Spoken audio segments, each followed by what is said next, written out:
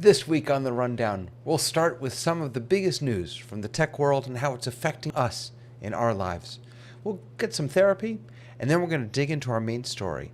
How has technology changed the art of storytelling? Everything is a story. All of us have a story to tell. How we tell that story, the different media that we choose to use, and the different ways that we reach our audiences has changed dramatically. And so we'll talk with some master storytellers about how technology is constantly changing the art of storytelling. Thanks for being here. Welcome to the Rundown.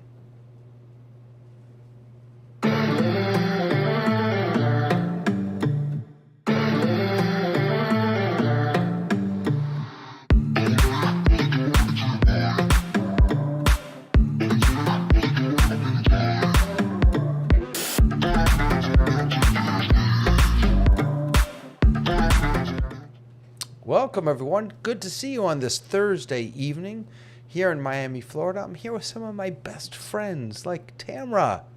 Hello, hello. How I'm are you, so Tamra? excited to be here today. I know, because you are a This is my topic. storyteller.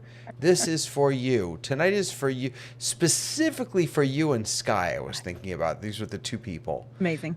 Hey, speaking of that good-looking guy over there. Hey, Sky, how are you? Yes, you. How you doing? Unmute. Oh, Unmute. please. 5 years later, practice, baby. I'm missing a Seattle production peeps mixer to be here with you because story is key and it comes first before all things technology. So That's right. that we're mashing the two up tonight, I am giddy. I love it. Giddy. Tamara and I are just giddying all over the place. I love it. I love it. And my friend Tony Mobley is here. Hello, Tony. Hello, David. Good to Glad see to be here. This is one of my subjects too. I Well, us thrive on storytelling. us religious folks, we're all about the story. We're all about that narrative, right? Absolutely. Yeah. Fantastic. Lois, our Hello. birding expert, our birding Oh, storyteller. I am not a birding expert. I'm just an enthusiastic person. Okay. And instead of being a storyteller, I'm more of a passer along. In other words, I meet people and I find out their story and they go, "Ooh, come on my show and I'll ask you I questions." love that. And so I get their story out of them. I love that. Absolutely. And Dave, how are you, sir? I'm good. My wife wishes she could replace me tonight because she loves this subject Oh, and really? cued me with 5 or 6 things that I'm supposed to ask and talk about. Good. So we're going to get into it big time, and this is going to be great. Good. So I just want to tell everyone why I chose this for tonight. It's, as most things are with me, a very selfish reason. Tonight happens to be a Jewish holiday. It is the holiday of Purim. And Purim is the story of the book of Esther from the Bible. Every Jewish story, every Jewish holiday can basically be summed up as they tried to kill us, we won, let's eat.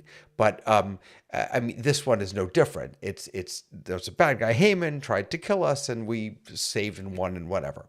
But what made me think about this is that the story of this day, the story of this holiday, and in fact, the story of every holiday, and I'm sure Tony would agree, the story of every holiday, regardless of your faith, is really what animates my religious life and my life. It's these stories that I hear every year, and that in retelling and rehearing them, they inspire me and they challenge me and they give me new questions. And so I wanted to do storytelling tonight in honor of the story that I am telling tonight for Purim. So that's what it is. But before we get into that, just a couple little bits of news.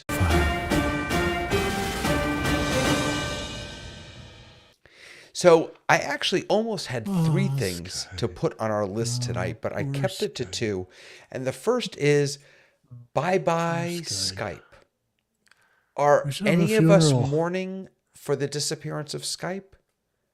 I mean, 30, what was it? 30 years ago? I don't even remember when Skype. 25, yeah. I mean, holy mackerel, it changed the way not just we could connect, but the way broadcast was able to produce Free its long content. distance telephone. That was just great. That was how it all started. Right. Just And sound. they were the first to do things with like other languages, where they were beta testing before anybody else, me speaking in English and my students hearing me in their language. Really? So they were really pioneers of things that that other people get credit for today, but they actually started on Skype. You know what I didn't realize about Skype is that when Skype and I just didn't remember, when Skype started, it was unlike Zoom, it was peer-to-peer.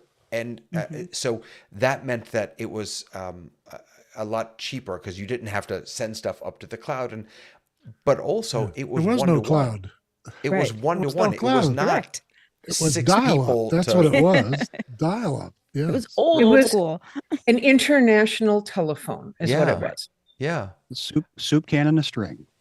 Right. So exactly. And of course, I mean, I remember when, Leo Laporte had his Skypeosaurus with, what was it, 6 different computers, each running a different Skype with one person.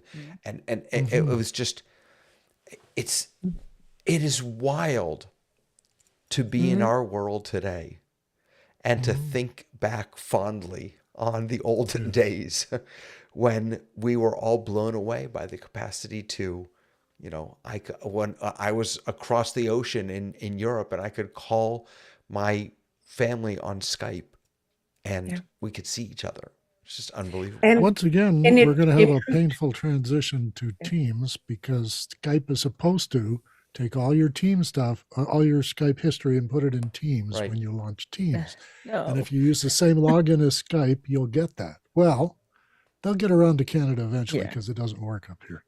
Yeah. Sorry, Lois, go ahead. No, I was just saying that Skype has evolved over the years too. What we are talking about saying goodbye to today is not the Skype as it was when it first started. Right. And that's the challenge, that Skype was a one-trick pony, that it did a thing very well, modified as you just pointed out, started modifying and expanding and growing. However, it's being put in place of something that wants to do everything. Again, Microsoft 360 is it's the Swiss Army knife that does everything, and some things kind of good, not well, but it's not the focus. So yeah, Teams does multiple things. Does it do any one of those things stellar, exponentially well? No, but that's why Zoom came along. Because it does a thing really, really well. Right. And that story, that during the pandemic, that Zoom really just captured that moment and Skype didn't. Microsoft really missed that opportunity.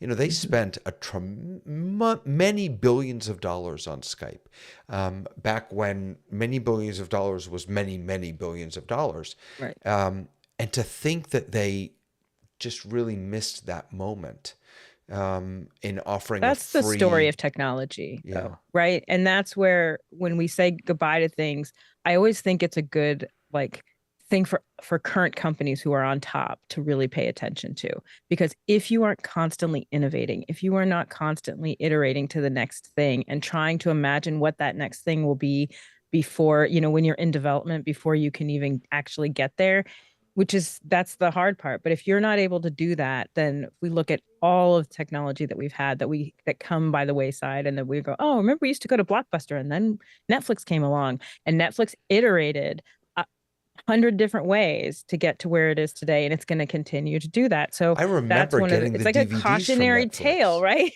I remember getting any kind of technology. You got the red DVD, envelope, and then when you sent one back in, yeah. I do remember my mother-in-law going back to Blockbuster when we started moving from VHS to DVD, and I said, "You did rewind the DVD." Said, no, I forgot. Oh my gosh, do you remember rewind fees? Be kind, rewind. That's amazing. I was thinking. When did Teams come out? When did About Teams 2 years after they bought Skype. Really? Yeah. They had it sort of in their back of their minds, and then they started developing Teams based on the Skype model. And But when are we talking about, during the pandemic 2016. or before that? So Microsoft Okay. announced Microsoft Early. Teams as a competitor to Slack on November 2nd, 2016. It launched globally on March 14th, 2017. I never heard of it until recently, and that's because I've got a Mac. Again, security inside of a corporate environment is what is, paramount. Right. And Microsoft is really good at keeping secrets and their security and having internal enterprise, the phrase enterprise. So yes, it's not that it's just a Mac question. It's if you were not a part of a large corporate enterprise experience, then you would have come across it. Yeah. If you were in a corporation or a government office, you would have learned Teams. It's also, again, it's capturing that moment and giving away multi-person communications for free.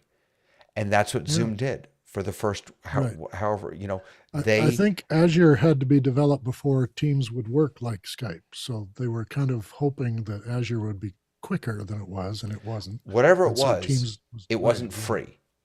And that's what Zoom did, right? Is they saw that moment and they said, you know what, everyone use our platform for free. And then later on, they came back and they said, okay, now it's time to pay. And a bunch of us said, yeah, it's worth it. We'll stick around. Well, I'm going to let Tony speak, but I'm going to jump in before him. Sorry, Tony.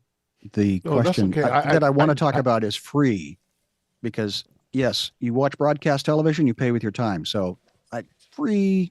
Yeah, really? Yeah, I was just saying that the idea of news broadcasts, so and so is coming in on Skype, so and so is coming in on Skype, and then it stopped. Yeah, and I can't tell you when it stopped, because I don't recognize when it stopped. But anytime there was a person that was out in the field or somewhere, or someone's being interviewed, it was always so-and-so is coming in on Skype. When Madeline went to Hoda and Jenna on the Today Show, we came in through FaceTime. Wow. Why? Because that was the only technology that the engineers at 30 Rock were able to get figured out in that short amount of time. So God bless engineers. And there's a reason that tiny little funnel is so tiny, because they have to do it again and again and again and again, and it's got to be working. They don't have time to play and experiment. And by the way, FaceTime, the unwritten end to this story is that Zoom is now making a play for all that broadcast work, Tony. Is that, it's the announcement that it just made with VizRT and with, oh goodness, what are those boards called? I always forget the name. New Tech owns them now. The big fancy broadcast boards. Oh, doesn't matter. Goodness. Oh, that's embarrassing. But Zoom is now talking to all of these broadcast companies trying, and who knows, at NAB we may have some big announcements. But well, David, just if you really want to get into when Zoom really sort of broke everything from the standpoint of broadcast, when during the presidential campaign and all of the people came on, and 50,000 people in the Zoom meeting that had never been heard of, so and it just grew from that. And so now is there a limit to how many people can be in the Zoom? I'm not sure. No. It's a good so one of the reasons Tony might have stopped hearing people say that they're on Skype is that I think Skype had an agreement with them that they would acknowledge. And I don't think Zoom has such an agreement. And I think they just stopped saying it, whether the people are on Skype anymore or not. Well, they're not really using Zoom yet, by and large, is my understanding. When they do start using Zoom, I'm pretty sure Zoom will have some sort of agreement. Skype also had it wasn't just basic Skype that they were using. Skype actually, there was a separate app, as it were, a broadcast level version of Skype with a broadcast level box that would bring the Skype participants in. And so now Zoom is working to create that, and Pro AV is a big piece of that they've been announcing. But basically, just wanted to say, Skype, thank you. Thank you for your years of service. Thank you, Skype. We appreciate you. We are now, though. Say again? Oh, and everyone else depreciates you. You're going away. Yes, that's very true.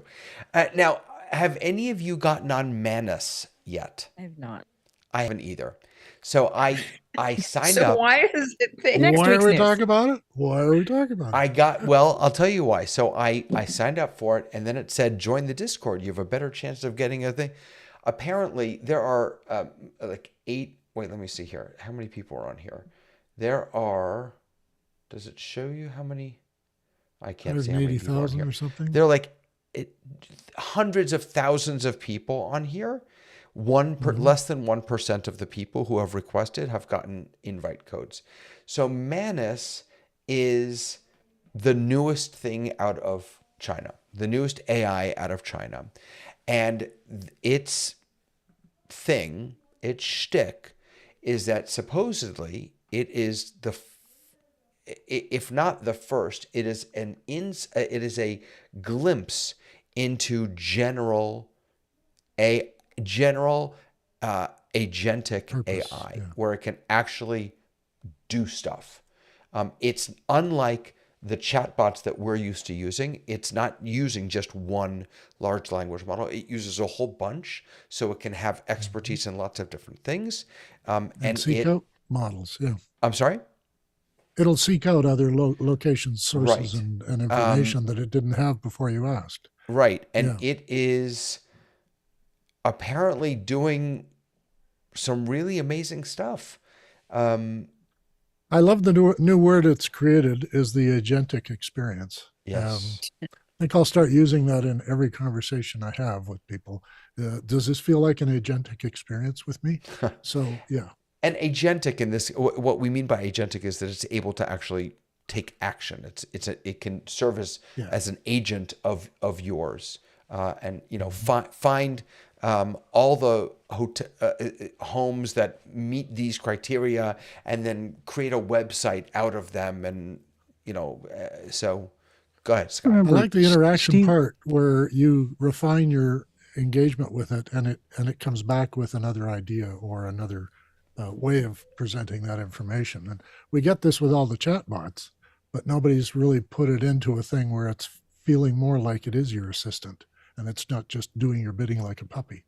Right. This MIT Tech Review was talking about how it's a little bit like your what do you call it? Your intern. Right? It's your intern who really makes a good effort, but sometimes gets things wrong. Sky, go ahead. The thought came to mind that Steve Jobs' comment was, I know what people are going to buy because I'm going to tell them. And the fashions, the style, and again, we had gumdrop computer sitting on our desk for a while. So I just feel that when we get to the point of AI making choices and decisions so narrow that we don't accidentally stumble across something that we would have never thought about tasting, looking, smelling, whatever other sensory experiences. Anyway, in the meantime, I did read about not this experience, but the China experience that can be, if you're going to experiment, and I'm, again, in my history with technology, this gentleman went deep and he said you can do it inside its own little playpen of an experience so that you can get all of the joy of it, but it will embed stuff and steal things point blank. So if that is the risk that you want to take getting out of bed, play on. Yeah. Well, one of the things it has going for it is that while I'm sure it does do that, it's also quite transparent about its process, and I really appreciate that. And again, I haven't played with Manus, so I haven't seen it here, but I have been playing with ChatGPT, the 4.5 deep research. I've been doing, and that thing is stunning to watch. It's and it tells you what it's doing, and it asks questions. Is this what you mean, or do you want this? And that sort of transparent and collaborative process, that I love. I stumbled David. across the ability to talk to it and it to talk to me in any of like a dozen different languages and different experiences. I'm thinking my mind kind of exploded Sunday morning when somebody from office hours said, "Oh yeah, I'm doing this in the kitchen." And I'm asking it to give me not just a recipe, but at a certain level, at a certain style. And then my wife, this is the real advent of this is why it's going to take over the world, because my wife said she loved the cooking and she would buy it at any restaurant. So again, if this experience is going to allow husbands to be loved by their wives, oh, money's going to go, money's going to fly. Have you seen the TikTok? Hold on, the TikTok ads for Copilot? They are basically a girl sitting in there going, I woke up in the middle of the night and I've had all this stuff. I think I'll talk to Copilot. And it literally is a conversation back and forth. And there's 3 or 4 different spots that are, young girl wanting to, waking up in the middle of the night with anxiety and kind of going through and having a conversation with Copilot. And they're literally, that is their advertisement for how to use Copilot. Tuesday morning, I was driving to work and I had to write up a narrative about a meeting that had happened the week before. And so I opened ChatGPT on my phone. As I'm driving, I pressed the voice mode and I just talked to her for the next 40 minutes or so, back and forth. And then I took it and I had to, tweak it. But I would have been sitting for a couple of hours typing this up, and instead I was able to do it conversationally. Lois, go ahead. So, David, you said that this Manus is transparent in its process. And my question is, how do you know? Because you don't know whether what it's telling you is the way it's going to do things. So I'm very leery of trusting that the people who wrote this have my benefit in mind. So if I was planning to use something like this, I would probably have a separate little laptop or an iPad or something that was dedicated only to this and had none of my information at all on it. Mm-hmm. And I don't trust this whole transparency thing. No, so let me clarify, because that's thank you for saying that. What I mean by, and I was trying to look as you were talking on an example that I have here, which I don't really have a good one, but in we'll use ChatGPT as an example. So so here's ChatGPT that I've got open. I'm using 4.5. If I were to ask a question, tell me about the polar ice caps, and then I hit deep research, it's going to start thinking about, and asking me questions about what it wants. And eventually, once it gets to do the work, on one side, it's going to do the work. And on the other side, it's going to show me its process. It's going to say, I went to this website and then I'm going to do, here are the 5 steps, and I'm going to this website. And then as it's working, it actually shows me, I just went to this website. So that's what I meant by transparency, that it actually shows its work. And do you have access to that afterwards? So you can actually go and check. You can check its work. Yep. Yes, and that's why that's how you double check it. Yeah. I was so, looking but to see I thought if you said you hadn't though. used Manus yet. So how do you know? Oh, he's only using ChatGPT as an example. No, right. I've Manus because I've watched videos on it and I've seen the same exact interface layout. They all use this very similar layout. I believe that this is going to be a therapy session in a couple of weeks. David and his AI. Yeah. David and his AI. No. What is the therapy session today? No, it's not going to. Can I just say, It's not going to be therapy. Well, first of all, we already had one on ChatGPT because I use it too much. But you all made me feel better. And can I just remind you? I think Dave, it was you. I don't remember who.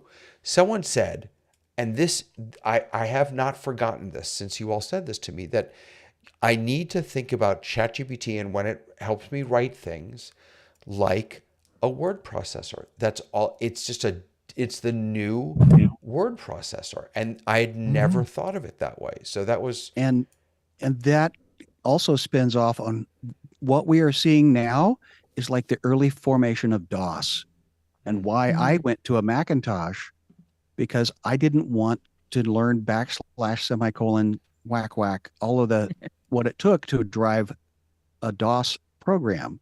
It wasn't a benefit enough. But once I could click on an icon as a creative, I went there. So what I think we're smelling in this iteration, but it's not, it's going to happen in a whole lot faster, time frame than what DOS to Windows did, or what Macintosh came up with an iconic thing. So I don't know. We're getting close to Super Siri. That's the roll of the dice. No, is how long. We're not. Apple. I love Apple. I want to be close to Super everything Siri. Apple. There's not a. I mean, I don't know. I think the chances of them pulling off a Super Siri are slim to none.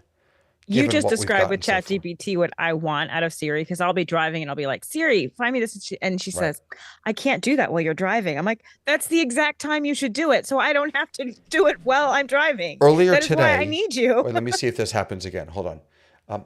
Remind me tomorrow morning to pick up the shirts. Okay, so I just said that okay, it's the same thing's happening. I just said to Siri, remind me tomorrow morning to pick up my shirts. So it says at the top, just to confirm, you want to add to shopping? No. Siri's like just to confirm, you want to add to shopping? No. There should be a little there. You know what? It's time for therapy. Help? All right, so here's the problem. The news story that I didn't share is that Google announced that they are now using Gemini to power robots. I want a robot, but in order for that to work, I would need to subscribe to Gemini again. But I have so many subscriptions and apps. I was trying to change. I use the Arc browser, and it's been getting a little fiddly on me lately. So I've been searching for so I tried Vivaldi the other day, and I tried all these, and I was making a list of all the different apps and things that I use and websites, and it's overwhelming, and I don't know how to pare it down and get my life under control. Help. It sounds like a hoarding issue. A hoarding issue. A digital hoarding. You're hoarding digital media. You got to empty. You're gonna have to get a crew in to haul all that stuff out. That's what I need. I'm just joking. That's what you're here for. It spark joy. It is a case of I think I'll need that later, and I'll put it on a shelf. And you see behind me, I got a lot of stuff I can't use anymore because I can't. First of all, some of it works, and some of it's past its time, and I keep it out of my own nostalgia and my own reflection of my own life. So you're keeping some of these apps because they represent something to you, and you have to either disconnect from that and admit that they really should go in the shelf or in a box and off your daily life. And then when you need them, you'll go find them in the box because you wrote an app that finds things in boxes, and then you can go get them later. See, if I had what that, you got to do is start to organize it that way. And I've got it where I take an app, and if I haven't used it in a year, I put it on a USB key, and it sits sideways to me. And then if I ever need it, it's right there. I can load it back into my system, use it for the project, and then take it out again. This means that I only use about a third of my hard drive. The rest is available for very large files that I use, 4K video and all the rest. And then I can unload those we do it with big files, right? SSDs are full of all our project stuff, but we don't do it to the apps. Well, you can do it to the apps too. It's not hard to put them back on the machine and take them off again. So, David, I don't know if you all know, but my company was called The Organizer. Started in 1980. I retired in 2015.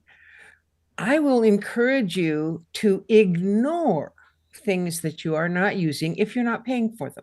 In other words, if you looked in your garage, you might find a shovel. And when was the last time you needed to use a shovel? I don't know. But is it worth your time to go through that garage and find all the things you aren't using and remove them and all this? No, it's not worth your time. So if the app is just sitting in your applications folder, you aren't ever going to see it unless you put it in your dock.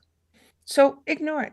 Now, not subscriptions. Yeah. Right. And but so here's the thing about ignoring stuff, Lois, is that, or even as Dave was saying, sort of filing them away somewhere. The problem is that I forget that I have them. And then you don't need them. Exactly. Which means that maybe I should be getting rid of them. Why? Because I don't need them. Okay. I have 40,000 photographs. And am I going to go through all 40,000 photographs and go, am I keeping it? Am I throwing it? Am I keeping it? That is way too much work when I can search for what I want and find it. If I couldn't search, then I'd be in trouble. But my photo program, I can search for things. And with you can search for an app. If you think you have it and you want it, you can find it. That's another media effect, because when we had film, we had to be organized, and when we're in digital, we don't throw anything away. Yeah, Tony, good. Yeah, I want to go back to the robot. So what I'm going to say about the robot is, that there's going to be a beta of the robot. I'll be on don't that beta. Get the first robot. No, don't I'm going get the beta. First robot. I want the beta, baby. No, give me the beta. No. You want to wait until it does everything that you want, or not everything, but almost everything that you want it to do. In No. a few weeks, robot's going to have his own camera screen in this chat. You assign the robot the task of going through all your apps and figuring out which ones you should drop. Exactly. Do the thing you never want to focus. Sort all your photos. Get all your stuff organized behind you. Yeah, no, that's what robots should be doing. Hire an organizer to come in and deal with your stuff. No, see, but that's me. I am the organizer. Here's the thing, though, about digital hoarding, is that my limited experience is that when I have that extra stuff on my computer, it really does weigh the computer down. Like it does eat up resources, not just memory. I don't save anything on my computer; it's all in the cloud. But it does. It starts to, like, the computer starts to get weighed down, and so I like, every day before I leave my office, I run Clean My Mac on both computers. I like to have a clean Mac, and so, boy, when I find though that there are apps that it reminds me, you haven't used this app in forever. Maybe I should just get rid of it. Well, then I'll need it. How you want to spend your time. I'll need it. No, you won't. I have 10,000 processes operating on my machine right now. 9,999. I do not know what they are, but there's 10,000 processes operating in the background while I have a chat with you guys. So right. You can't get away from how complicated it is, but you can't get away from whether it's intruding on your life, and that's why you need therapy. Well, that's messing up your life. Right. Manus that's says, the thank key. you for your PIN number and your mother's maiden name. Right. Are these things are these things that you're collecting intruding on your life? That's the key. Right. And is it going to be more work? So it's like if you have a filing cabinet and you've got all these files in there and one of them is getting really thick. Is it worth your time to go through and find those things and take out everything except the last 7 years? No. And what I used to tell my clients is, if you go in and you pull out that file that's that big and you're looking for something in it, hey, you can throw things away that you don't want. That makes perfect sense. But don't waste the time to go through your file every year and pull out the stuff that's less than 7 years old, more than 7. Do you remember when, I think it was Siri, we were promised that Siri would be able to, like if I wanted to book a flight, through Expedia, that I could work with Siri to do that without the Expedia app. There was, I don't remember what the context was, but this was a promise that we got years ago that eventually we'd be able to do that. That to me would be dreamy, to not have to worry about, have I downloaded the apps, or do I have a lot of apps that I don't need, or should I save this app for later? I just want, and maybe this is where AI is going to, Gary on YouTube says I should just get the robot. Maybe this is where the robot's going to come in handy, because it's going to say, don't load that app. Please don't load that app. Just leave it alone. It's just going to do what I need it to do. Remember the previous iteration of this was a PDA, right? A personal digital assistant. And again, they worked really hard at BlackBerry to get the functionality down to 3 clicks away, because they knew any more than that, people wouldn't use the tool. And so this is, again, the iteration of a thing. And now that you go back to Steve's introduction of this, he says, well, it's a website. It's a computer. An internet it's a machine, phone. it's a phone, and it's an iPod, yeah. So you just want a little minion to follow you around that you can be boss of. I see you, David. Actually, I'm okay with it. It can be the boss of me, actually. I'm okay with that also. You have a generic tool which can allow you to do all of this stuff and pay for it on your computer and all that other stuff. It's called a browser. You go to the website, you go click. That's too much work. It's too much work. I will say, Lois, I have become partial, with a couple of exceptions, Zoom being one of them. I've become partial to not downloading the apps and use, like Canva, for example. There's a Mac app for Canva. I never use it. I do it on the web. Slack is the same thing. I just use the web version.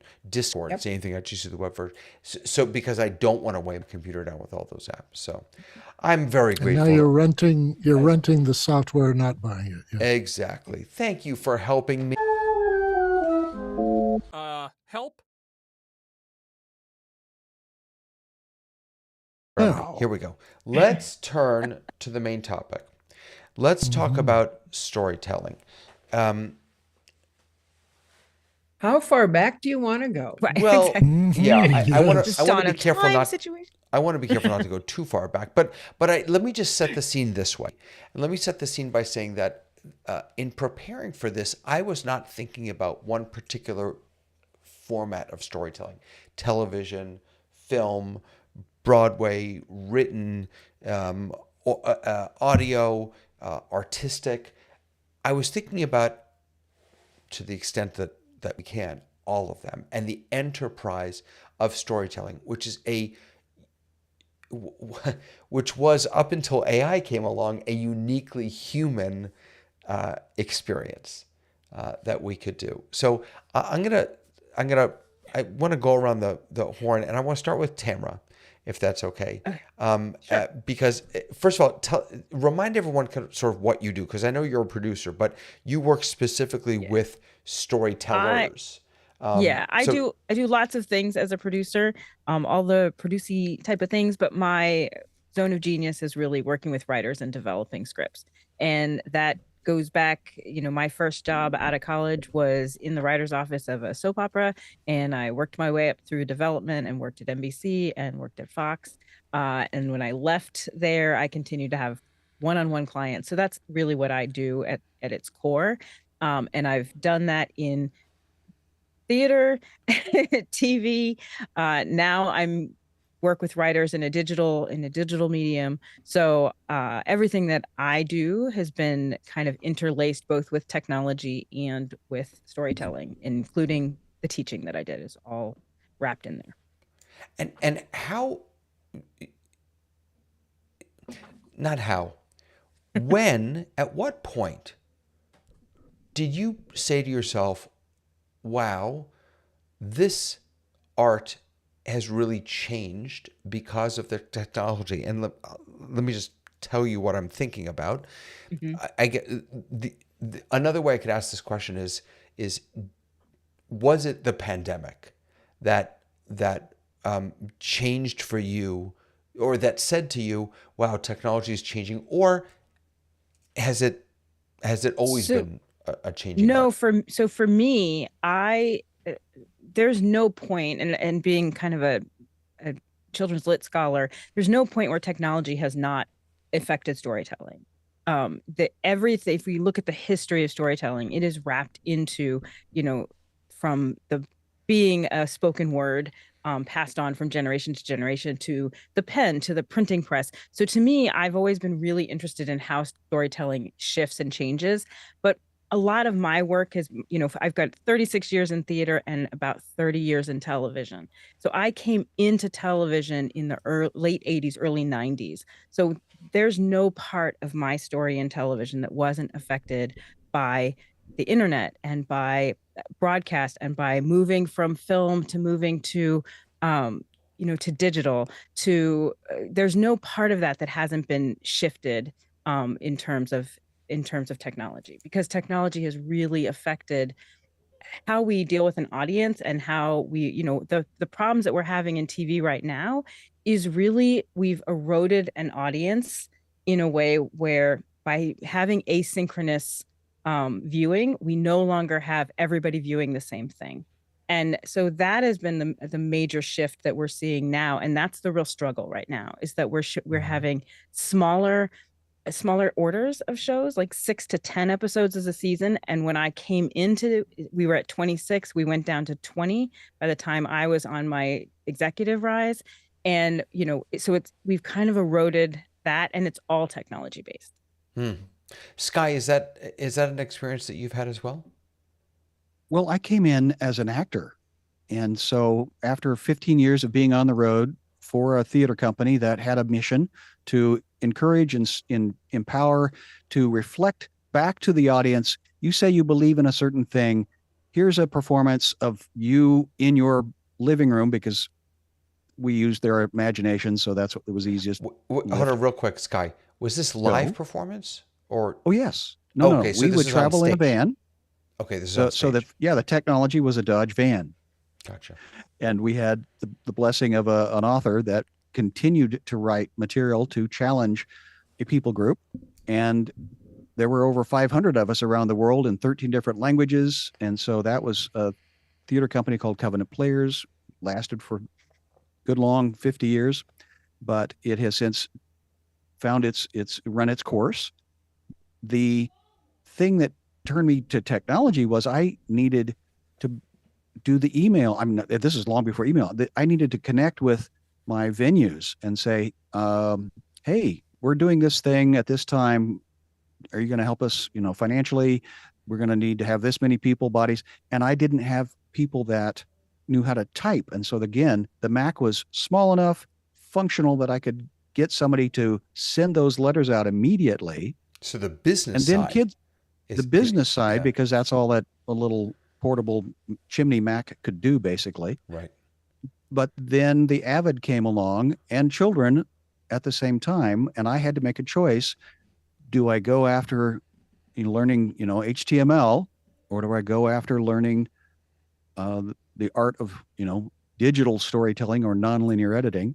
And I was in Los Angeles, so proximity, accessibility to Macintoshes, and that was the path I chose, right up until I spent $80,000 on a piece of hardware that the manufacturer said, oh yeah, we're going to end of life that.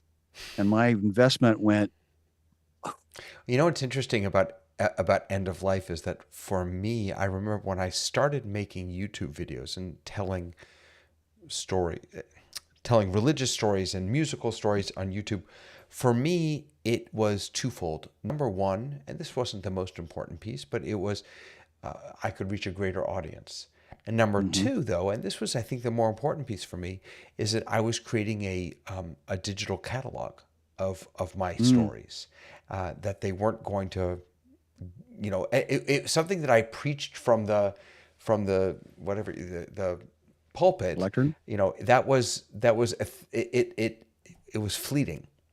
People heard it or they didn't hear it, and then maybe someone paid attention, maybe someone remembers something. But if I throw it up on YouTube or on Facebook, Dave, you worked in broadcast, right? Yeah. Yeah. So I mean, how has broadcast changed? Because broadcast is you have been creating um not reservoirs, you've been creating collections and Mhm. history books of stories told. How has broadcast television changed with technology? There were a couple of things that changed broadcast or network television, and one was reality television. It was the scourge of networks that they didn't have to write much anymore. They could just throw a bunch of people in a situation like a cage match, and then we'll watch what happens. Is that But I storytelling, think, It Dave? was there. Would you call yeah, you that see, story? that's the problem. It wasn't storytelling. Oh, It interesting. was distracting people from the fact that they didn't have anything to show you because we can't afford after the strike to be able to write, or etc. So the writer's strike did that to television. But television was mass media. That was everybody watching at one time. Doesn't matter what it was. Hogan's Heroes and the news, two extensions. Now we have select TV. We have pull TV, and we sit down and watch something offsite. I'm going to do it later today because my hockey game's on now, and I'm going to pull it back from the past and bring it into my future and watch it. I'm with Tamara on the fractionation of the audience, that the audience is now broken into special interest and different kinds of community. And I lecture on this all the time, how communities form, how they fall apart, and what the fundamental structure of community is. And my wife teaches me this all the time. Sharing stories is what holds our society together.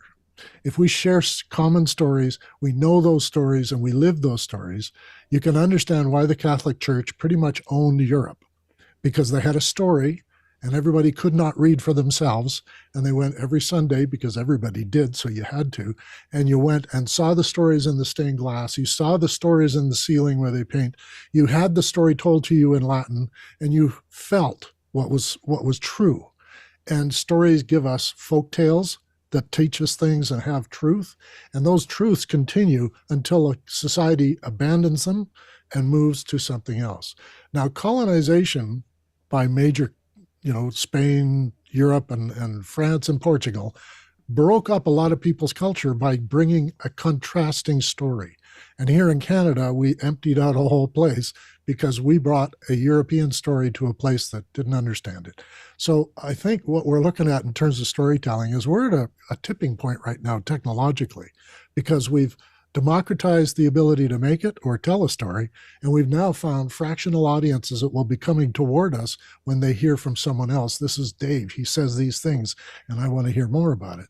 So I think that's that. But for me, outside of broadcast, music has been the big storyteller for me. And even today, like even as far back as the 1812 overture, there was no lyrics. They just told the story through the music. And even Taylor Swift is telling her story through all her albums and her music to her audience. And this is very compelling, and she has a community. I think that's what happens. It is compelling. What's interesting about music is that, so I've put out 6 different albums of Jewish music, and I remember when I started, my first one came out in 94, 1994, but on cassette tapes. And I distinctly remember spending a tremendous amount of time thinking about the order of songs on this cassette tape. What was going to be on this side? What was going to be on that? And the reason that we did that, and in fact, there was and there still is, a whole mastering process so that every song, the volume of every song is both thinking about the order of songs and the mastering itself is not nearly as important anymore because people don't buy albums. And the album used to be a story also, not just the song. It was a series of statements, And now everyone just buys or listens to, they don't even buy, they just stream the songs individually. And so I think that's changed the way musicians even. I was in a discussion just the other day about what Dear Prudence is all about. And I found that really interesting because it's a story. But there's a story that made the song happen rather than the song is telling a story. And it's those stories that we have in our past and in our family and in our culture. And I'm writing a book right now about a family story, which seems impossible, but I experienced, when I researched it, I experienced that it actually is what happened, and it's incredible. So I'm halfway through and I'm getting there. But those are reasons to do things, is because of story. It's what makes us the society we are. I love it. Well, and I think someone that used to call it a calculus, like if whatever you're writing for, and I've been very lucky. I've worked in every single genre that television has to offer. I'm not in any one area, which is good for my career and bad for my career. But the thing that stays the same is how we tell story. We're still using the rules of Aristotle, like to drive a story. So everything comes from Greeks, yes. And how we discuss character and how we discuss things like that has not changed. And in fact, I would even posit, even though they're not my favorite things, that even reality television constructs a story. They do it after the fact. They don't construct a story before.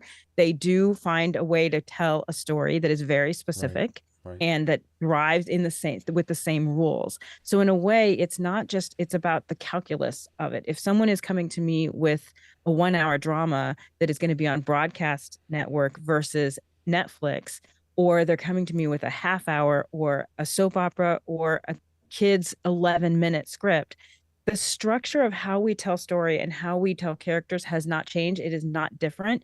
It's about learning the calculus that each of those requires to meet the audience that it's aimed at. And so that's the thing that changes. Yeah. And that's what's been around since humans began, and what drove me back to story rather than technology. Right. Because technology has to be sold, changed, modified, resold, because the company needs to make more profit.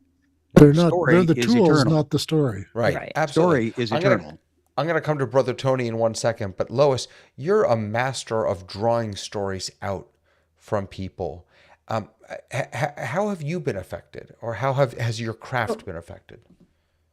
So I'm on radio mostly these days, and we are a little tiny radio station in a town, but 5 years ago, suddenly there was the ability to stream to the world.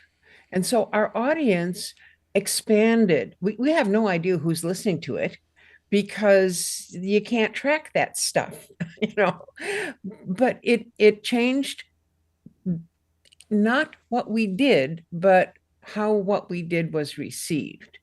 If you are talking about telling stories, there's a difference between writing a story, a fictional story, like Tamara was talking about, and you've got your rules and all that other thing, and asking a person what their life has been like. They're telling their story. It has no rules. It doesn't matter the order in which they present what's going on.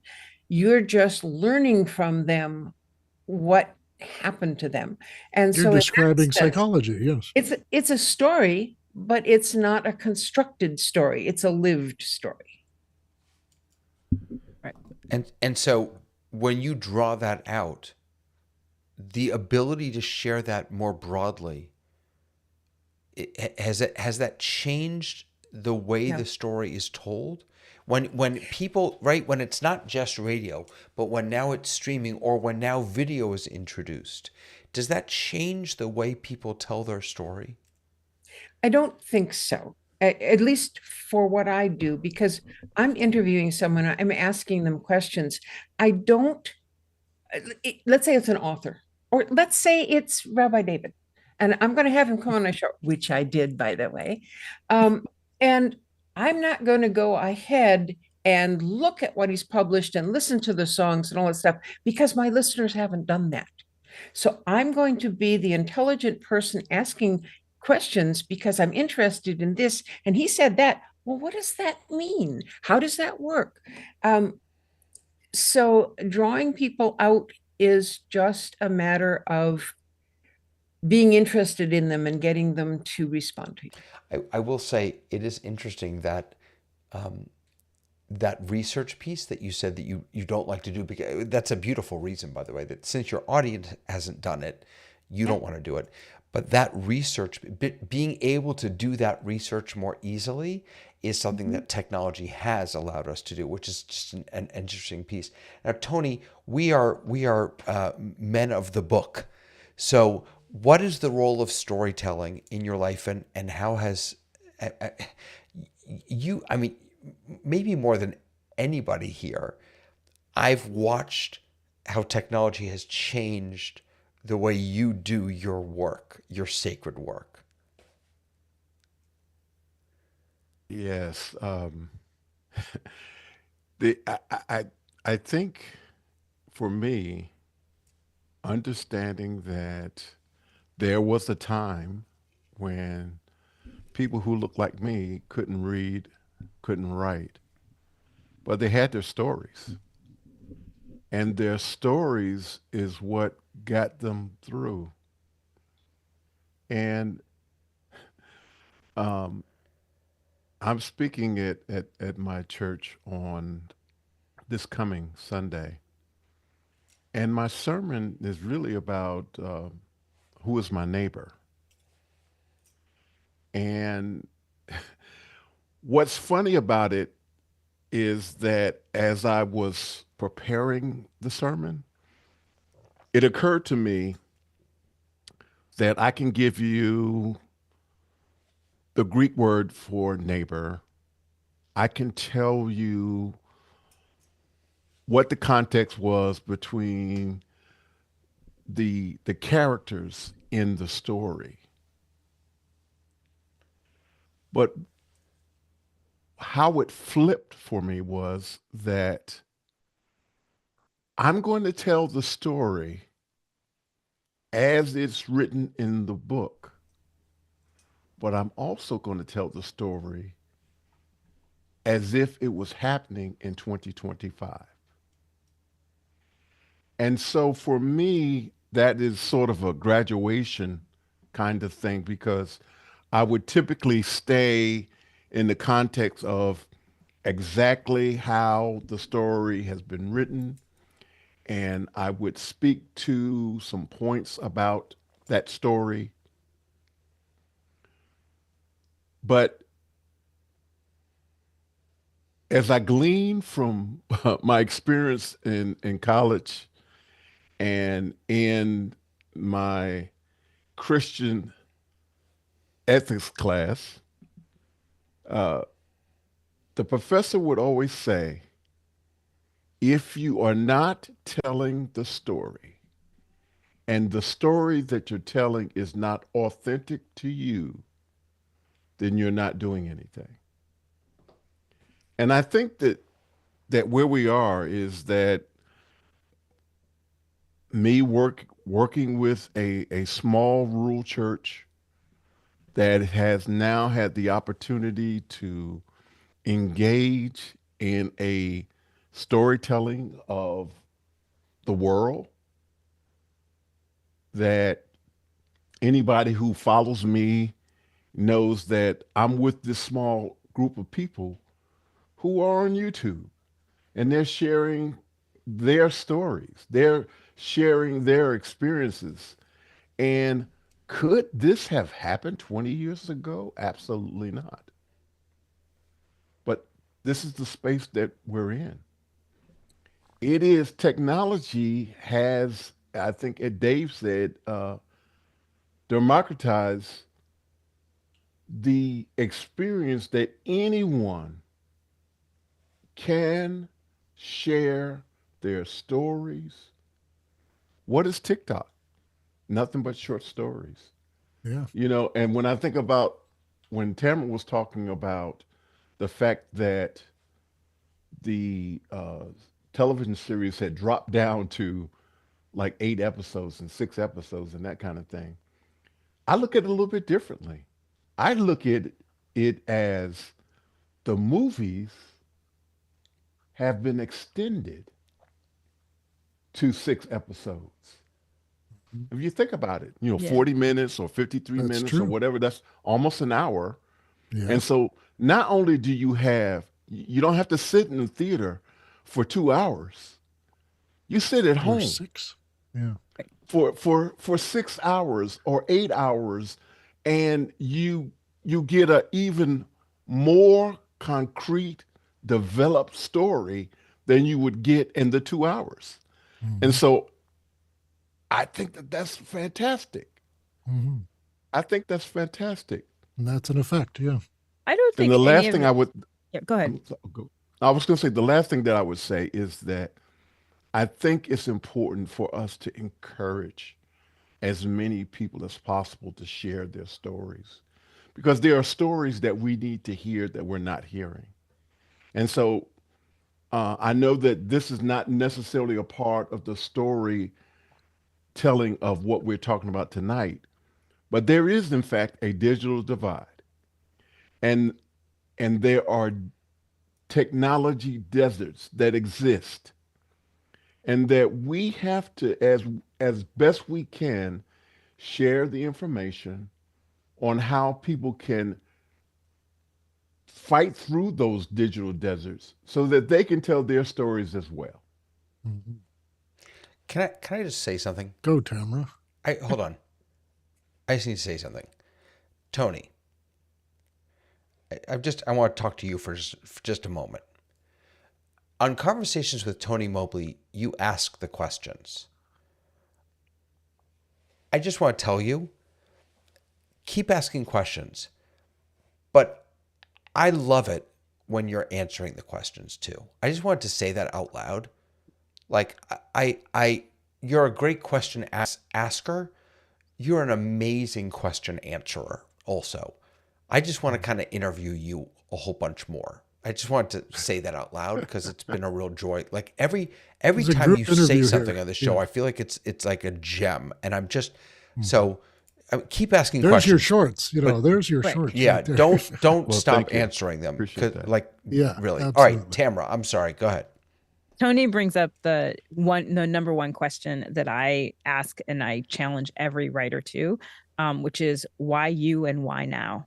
And every story needs to be, in order for things to be relevant, then it has to be like, why is this a story that has to be told right now? And why does it have to be told by you? And I think that is also the argument that is against AI writing, because there's no why. There's no why. And even though they can do all of the technicalities of writing, guess what? So can all of the writers. So what makes something relevant is when it comes from why you're the person to tell the story and why that story has to be told right now. And that's why we're seeing stories on TikTok become relevant, because someone just had an experience and they have to tell it, and they're the best person to tell it. And that is driving people to come and see it. And that's that authenticity, of, right, Tamara? It's authenticity, but it's like, that's what is going to always be missing from an AI-driven story, is that it won't be relevant if it's not relevant to you, the storyteller. And there's so many people that I work with, they send me a script and they're like, and I said, why did you write this?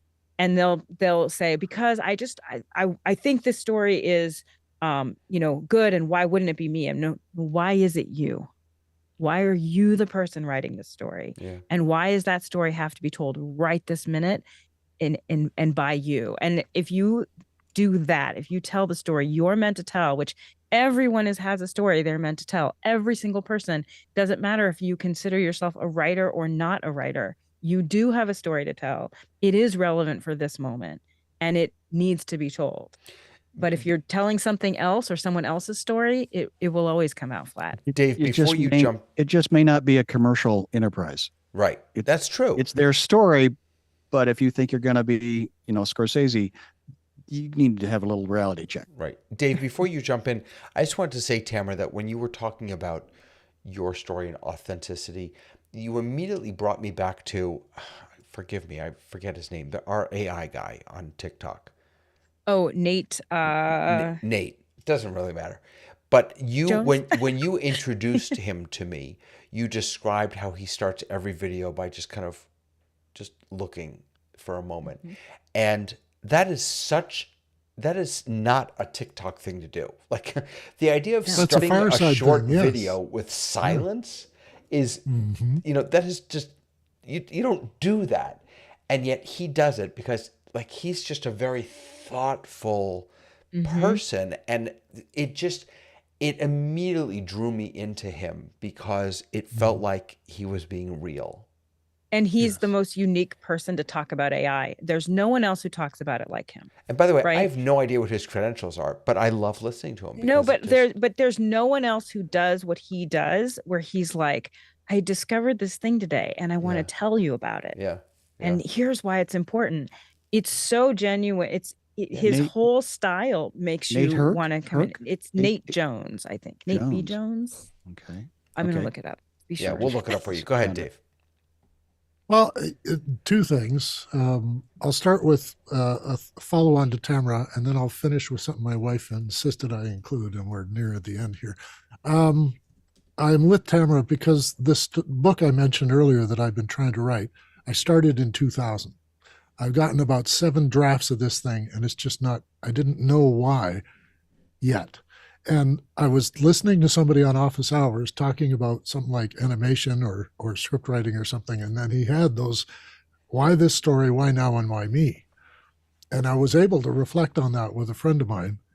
And he said, well, okay, the only thing missing was why now? Like I've been waiting for the moment where this has to be my story. And then I did. So I'm with Tamara on that. It has to be why me, why now, and why this story in particular. Right. The thing my wife wanted to mention is that technology has changed storytelling in a little small way, mostly in literature, fan fiction. We've been engaged with stories, and now people are able to rewrite their story. They're taking someone else's Star Trek and writing a way they think it should have gone.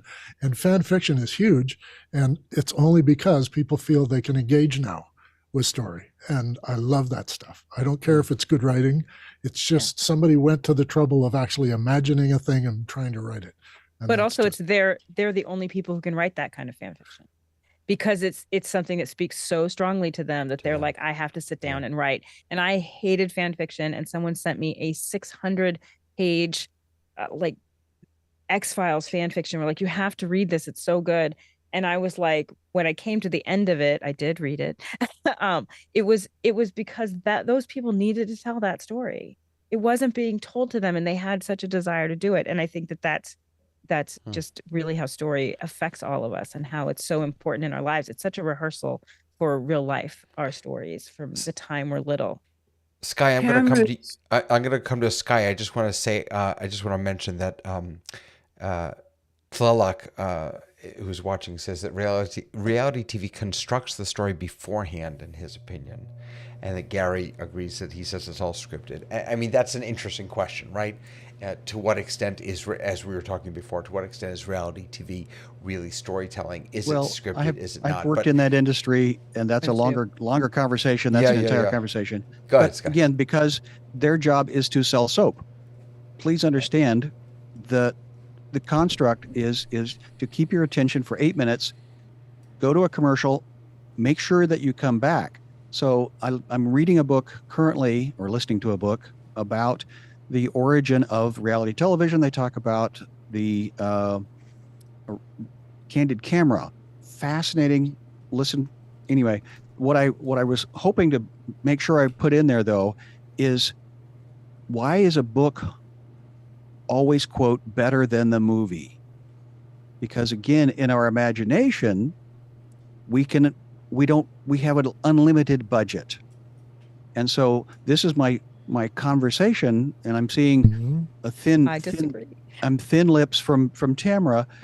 But again, I guess where my setup, and I'm glad you disagree, but my question is, why do we think it has to be better or worse?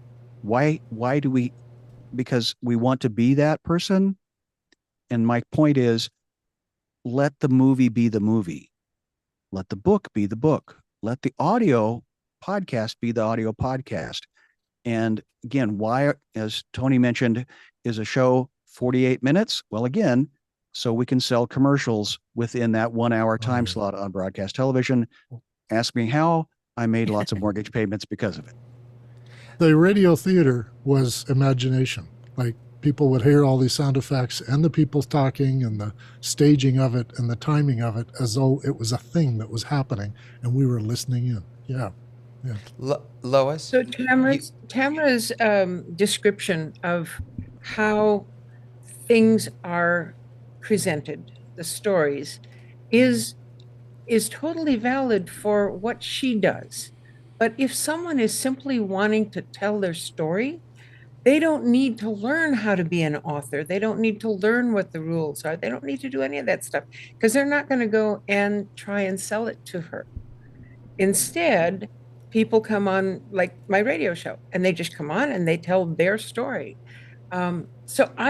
I'd like to get to one bit we haven't gotten to yet, and that is if you have in you a story, but you're not a good writer, I don't see any problem with having AI help you on that. Just as if I don't see having a problem to take your work to some other human who's going to help you write your story. Ghostwriters or AI writers, I think it's fine. So Lois, you asked a question on the doc that I wanted to ask you back because it's a fascinating question.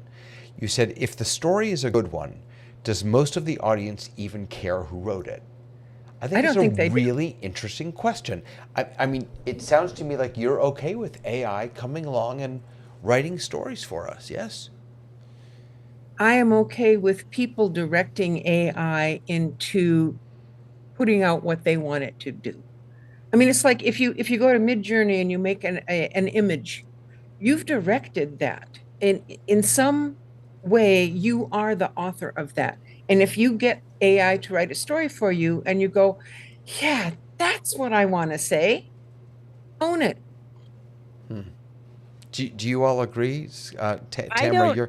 You deal with writers, so what do you think? So I am the writer, the person who deals with writers who is pro AI.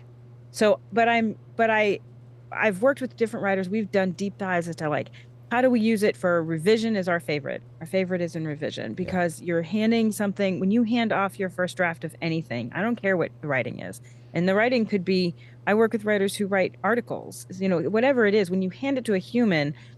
One, the human reads it with whatever they bring to the table, which isn't necessarily objectivity, and AI is completely objective in that way. So for revision, it's great. I do think that I passionately believe that everybody has a story to tell, and I think that they have lots of mediums to tell it. I don't think every play is going to Broadway, nor do I think it should. Right. And nor do I think everything should be in these, they must be on broadcast. It must be on Netflix. That doesn't take away from the fact that everyone has a story. And I do agree with you. If someone has a story to tell and their medium is going to be AI or some kind of deliverance, then I'm all for it because that is how if people need support telling their story, they still have a story to tell. Back to being a tool again. I don't necessarily believe that I want to see all of network television be replaced by AI. So that's where I'm like, I really think humans who are gifted in writing and gifted in a very specific kind of writing, because not everyone can write a half-hour comedy and not everybody can write a joke and not everybody can write a soap opera. Those are specific skills that people really work really hard to do. And the same can be said for even people who are constructing story in nonfiction medium, whether that's the news, whatever that is. So I do think there's a time and place for everything. I think AI is incredibly helpful and it's such a gift to us in a lot of ways. I don't want it to see replacing the gift of gifted writers crafting those kind of stories that I like to watch. Use it as a tool. Use it as a tool. That's right. But if someone needs it to tell their story because they don't feel confident in writing, but that may not be a show that I want to see on NBC.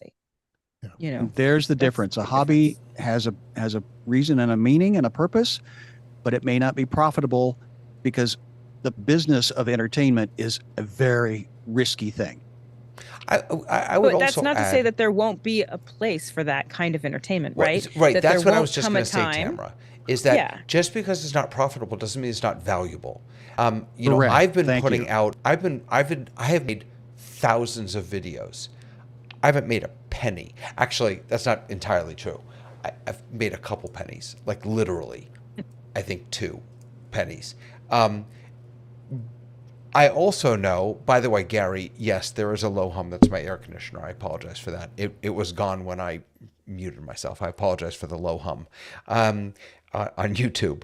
But no, I apologize for Sky's low hum. Sky was just low humming. But I do feel that although what I put out is not profitable, that it has been valuable for some people. And I think that's probably true for every story. That for someone out there, even if it is for the person themselves, it has value. Even if it doesn't. Historically, and we don't know that there won't be a place for a monetary value for AI written products. We don't know whether there's not going to be a network specifically for them and a market for that. But right now, whatever it is, whatever your medium is, I think stories are so important that you should be writing your story. Who would have thought of MTV, a complete sort of music show that nonstop 24 hours a day is just running music? Yeah, but it hasn't done that for 20 years. No, but when it started out, that was the format, right? Just fill it with. And historically, be able to make money as an artist is relatively new to our species. So the commercial concept of this, and just have sponsors as a sponsors and or a people group to support you. So what would you all think about my producing a book called Directed Poetry and inviting people to get their direction to their AI to make a poem and make it in the style of something you put or a other. collection together? I suggest a different name? I endorse that. Yeah. I would call it prompted poetry. Because then you have the alliteration. I like that. You have the alliteration. Good. Patent that. Like copyright that right now. I copyright that. And the value of that mostly will be that you have collected people that want to be heard and want to be connected. Because they're feeling alone, they're feeling nobody loves me, and you're going to be able to, tap into that in some way. That's my gut response. They're going through something, and they're just going to be happy to create a brand new song for the rundown. Wow. Yeah. If you want to hear a fantastic AI created song, come tomorrow to the Zoom Test Kitchen. We had AI write us a theme song, and it has a few different variations, but it's pretty fantastic. I want to thank all of my storytellers here today for coming on and sharing just a little bit of your stories and really encouraging others to share their stories and to use the technologies that we have available to us to do that. And for those of you who are watching, if you want to join us and tell your story here, just let me know. Reach out on Discord. Happy to have you. therundown.show. Until next week, have a lovely rest of the week. Bye.